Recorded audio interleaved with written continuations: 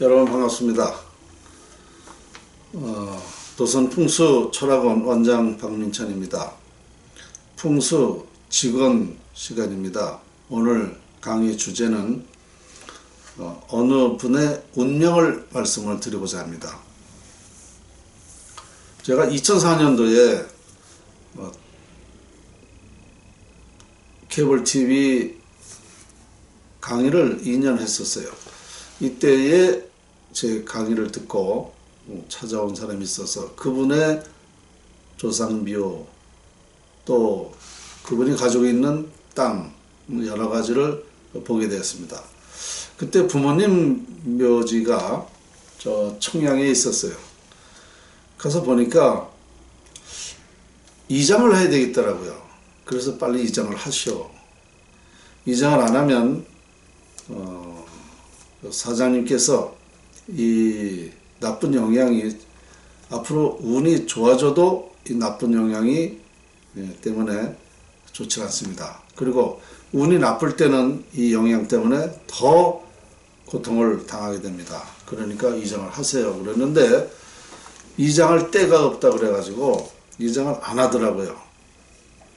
근데 이분이 땅이 사실 여기저기 많이 있습니다. 제가 알기로는 약 한 300억 가치의 그 땅이 몇 군데 있었어요. 그랬는데 땅만 있지 돈이 없으니까 집을 하나를 짓는데 자기가 이제 평생 살으려고 후대까지 물려주려고 집을 하나 지었어요. 그 양평 쪽에 집을 지었는데 얼마를 들여서 졌냐면은 약 한 40억 들여서 4년간에 걸쳐서 지은 겁니다. 그러니까 엄청 잘 졌죠. 저도 뭐 여러 번 가서 뭐 놀다도 오고 그랬는데, 근데 집을 짓다 보니까 이제 돈이 없어서 빚을 이제 얻어서 진 거죠. 그러니까 이번에 이제 땅이 많으니까 땅 하나 팔아서 뭐 또 해결할 수 있고 뭐 이런 마음으로 했는데 이 땅이 안 팔리는 거 아닙니까? 땅이 안 팔리다 보니까 빚에 자꾸 쪼달리죠. 쪼들이다 보니까 이제 뭐 이자 또 그걸 또 못 내다 보니까 뭐 사채도 얻고 뭐 이렇게 돼가지고 어렵게 되더라고요. 그런데 하나를 팔았어요. 저 인천에 있는 모텔을 하나 팔아가지고 그때 뭐 12억인가 뭐 얼마 13억인가를 받았대요. 정식으로 그 매매를 한 겁니다. 부동산을 통해서 매매를 했는데 한 5개월, 6개월 있다가 그 산 사람이 이의 제기를 한 겁니다. 사기로 팔아먹었다. 근데 이 사람은 정식으로 팔았으니까 부동산에서 무슨 사기냐. 근데 이쪽에서는 사기를 걸은 거예요.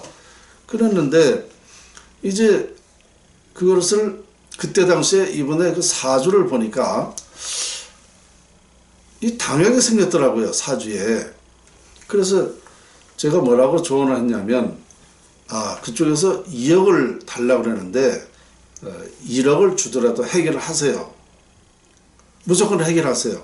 해결 안 하게 되면 사장님이 나중에 이거로 해서 큰 엄청난 피해를 당하게 됩니다. 오히려 잘못되는 수가 있다. 그러니까 이거를 억울해도 2억 달라는 거 1억을 주든 1억 5천원 주든 하여간 이거를 깨끗이 해결하세요. 내가 왜 이걸 할 필요가 없는 거다 이거예요. 당연히. 그래서 아니 그 운명은 그렇게 돼 있는데 이거 안 하면 안 될 텐데요.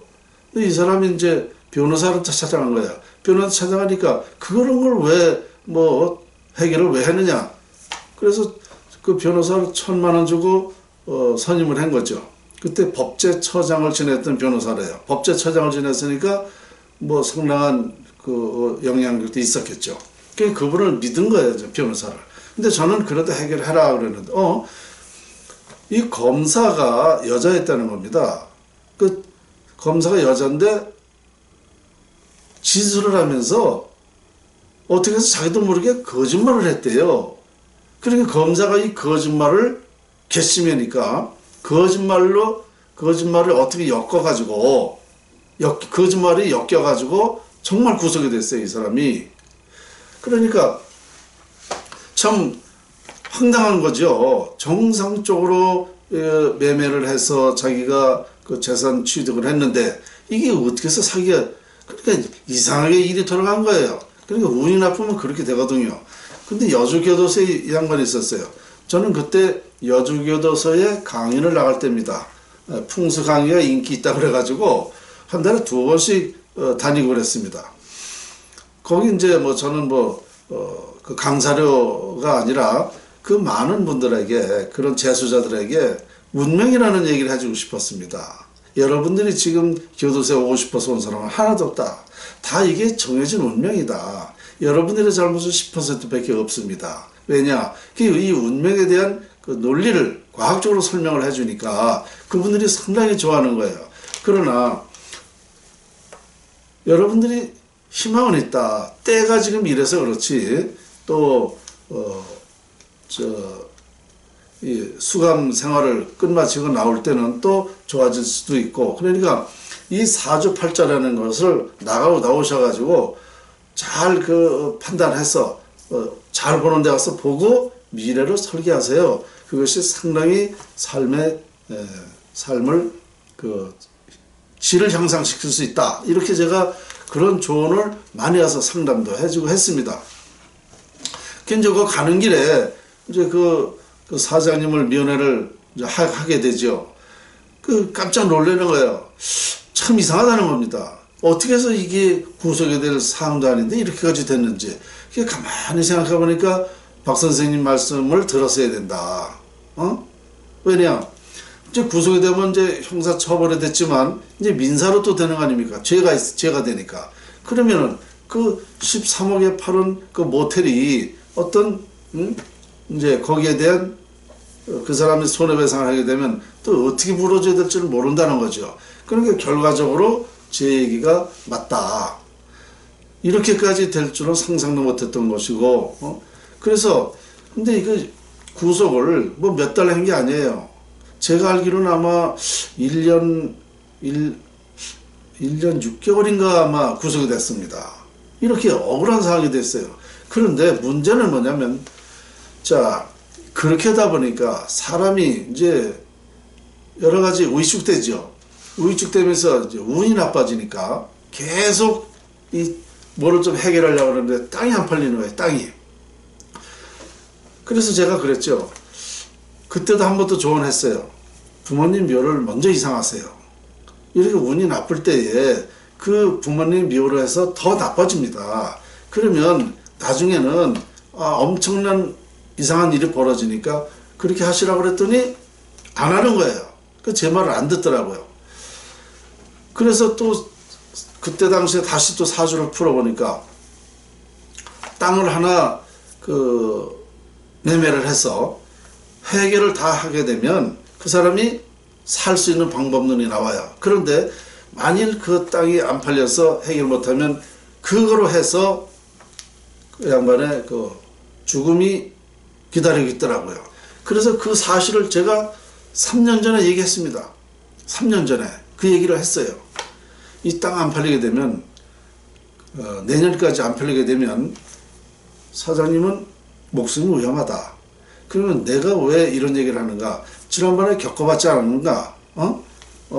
먼저 그 모텔을 팔았을 때도 어떻게 해결하는 방법을 알려줬는데 왜 그때 안 했듯이 지금 내 말을 또 안 들으면 또 이런 목숨까지 위험한 일이 생기니까 이 땅을 싸게라도 빨리 팔아서 해결하세요. 그런데 이 땅이 안 팔리는 거예요. 근데 왜 안 팔리겠습니까? 비싸게 달라니까. 비싼 것보다도 제값을 다 받으려니까 안 팔리는 거 아닙니까? 자기 목숨보다 더 중요한 건 없어요. 싸게라도 빨리 팔으라 그러면 팔아서 해결해야죠. 저도 그 땅을 매매해 주려고 아주 애를 썼습니다. 그 사정을 알고. 근데 그 양반이 그 말을 안 들어요. 제 얘기를 좀 가격을 낮추면 누가 안 사겠습니까? 제값을 다 받으려니까 안 사는 거죠. 결국은 그걸 못 팔았어요. 못 팔다 보니까 정말 여러 가지 문제가 생기고 신경 쇠약되고 막 이러다 보니까 건강이 악화된 거예요. 제가 며칠 전에 일주일 전부터 계속 전화를 안 받습니다. 이상하네. 언제 제가 생각하고 있는 게 있었기 때문에 겁이 덜컥 나는 거예요, 저도.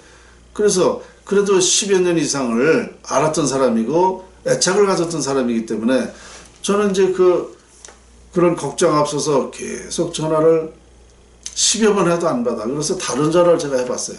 받더라고요. 그래서 아니 도대체 왜 전화를 안 받습니까? 무슨 일이냐고 이제 이러니까 이 목소리가 다 죽어가는 목소리. 아유 나 지금 아유 칼락칼락 하면서 다 죽어가는 음성으로 다른 말 하지도 못하더라고요. 내 이따 할게요. 이렇게 그냥 그런 전화를 끊더라고요. 그래서 나는 그때 무슨 저것 때문에 전화를 못하느냐 했더니 안 해요, 전화를. 그 후에. 그래서 제가 또 전화를 여러 번 해도 안 받습니다. 그러면 이게 무슨 변화가 온 건 틀림이 없어요. 그래서 제가 참 이렇게 이 운명이라는 것이 정해져 있는데 그것을 비켜가는 방법도 있는데 그렇게 조언했으면은 말을 들었으면은 많이 비켜가면 솔직한 예로 목숨은 잃지는 않을 것이다. 그래서 항상 아쉬운 것이 이거 제가 정말 이뿐만 아니라 많은 사람들한테 삼성그룹도 마찬가지입니다. 삼성그룹도 제가 하자는 대로 했으면은 하자는 대로가 아니라 조언도 못 해봤죠. 신문에만 혹은 다른 사람 인편으로만 얘기를 했고 그런데 지금 삼성그룹도 많은 이상한 일이 지금 벌어지고 있다는 겁니다. 제발 제 말이 틀리더라도 그 삼성은 그런 일이 나쁜 일이 없어야 될 텐데 저도 걱정인 것입니다. 뿐만 아니죠. 이해창 총재 같은 분은 대통령이 다 되는 것마냥 했지만 그때 제가 안 된다고 했지 않습니까? 그래서 그때 당시에 바로 어떻게 하면 된다라고 얘기를 해줬어요. 근데 제 말을 안 들었습니다. 지금까지 보면 그렇습니다.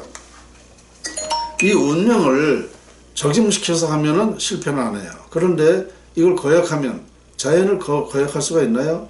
인간이 자연을 못 이깁니다. 활용을 해도. 그러니까 이것을 우리는 꼭 이젠 이 시대에는 과거에는 미신이니 믿을 수 없는 이니 맞지 않으니 어쩌니 이렇게 많이 해왔는데 정확합니다 이제. 그러니까 우리 국민들이 정말 이 명리학자 또 풍수학자는 누구를 찾아가라 소리를 못 하겠어요. 지난번에도 강의 한번 얘기했지만 99%가 풍수에 속된 말로 풍자도 모르는데 풍수 원리도 모르는데 이치도 모르는데 뭘 가서 제가 어떻게 하겠어요. 솔직히 그렇습니다. 우리나라에서 풍수 제대로 아는 사람 제가 볼 때는 몇 사람 안 됩니다. 몇 사람도 다 의문스러운 사람이에요. 그러나 나쁘게 하지는 않을 것 같다라는 사람은 그래도 몇 사람 있어요. 그 나머지는 믿을 수 없습니다. 그래서 이 풍수학자는 누굴 찾아가라 소리 하기가 좀 어렵고 이 명리학자, 사주풀이, 운명을 말해주는 사람, 잘 보는 사람 많습니다. 이런 사람들한테 찾아가시면은 그 답을 얻을 수가 있어요. 그걸 가지고 우리가 삶의 질을 높이고 또 아주 융통성 있게 운명을 발휘하면은 우리들은 그렇게 실패하는 인생은 안 된다는 말씀을 드리고 싶어요. 그래서 사례로 어떤 사자님의 말씀을 좀 드렸고요. 이거 외에도 저는 무지무지하게 많습니다. 말씀드릴 게. 지금까지 별 나라가 어떠니 이런 큰 얘기만 하다 보니까 이 많은 사람들이 저에게 아유 그렇게 엄청난 얘기만 하시는 분이라 좀 비싸겠지요. 혹은 개인적으로 상담을 안 해주겠죠. 이런 얘기들을 많이 해요. 그렇지 않습니다. 저는 누구보다도 소탈하고 누구하고도 격이 없이 지내는 사람이에요.